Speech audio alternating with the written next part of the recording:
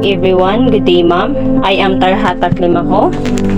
I am Crisamordi Areha. So for today we are going to discuss Module 4, Pre-Colonial Philippines, Results Annotations of Morga. So first, who is Antonio Morga? Antonio de Morga Sanchez Garay, born on November 29, 1559. He was a Spanish soldier, lawyer, and high-ranking colonial official for 43 years in the Philippines, from 1594 to 1604, New Spain and Peru, where he was president of the Real Audiencia for 20 years. He was also a historian after being resigned to Mexico. He published the book Sucesos de las Islas Filipinas in 1609, considered one of the most important works on the early history of the Spanish colonizations of the Philippines. As deputy governor in the Philippines, he restored the audiencia. He took over the functions of judge or orador. He also took the command of Spanish ships in a 1600 naval battle against Dutch corsairs, but suffered defeat and barely survived. His history was first published in English in 1868. Numerous editions have been published in English, including a 1907 edition that is online at the Gutenberg Project. It has also been reprinted in Spanish and other languages.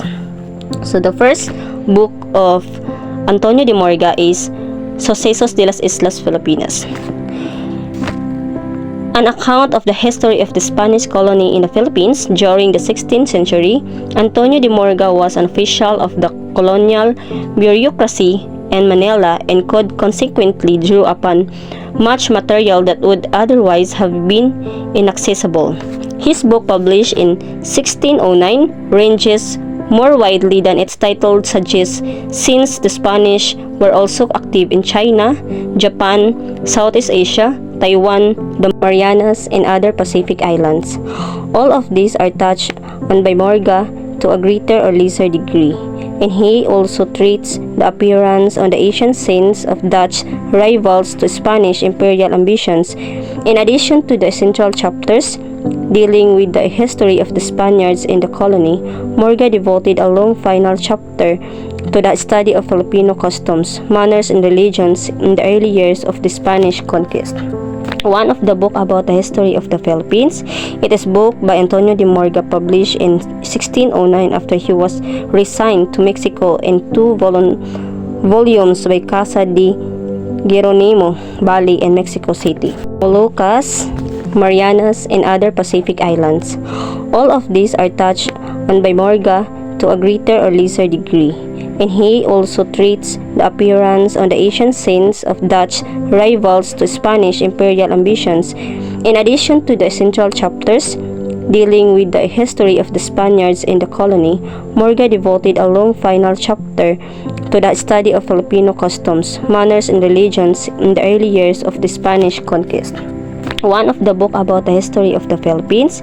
It is book by Antonio de Morga, published in 1609 after he was resigned to Mexico, in two volumes by Casa de Geronimo, Bali, and Mexico City. Also considered to the most important works on the early history of the Spanish colonization of the Philippines.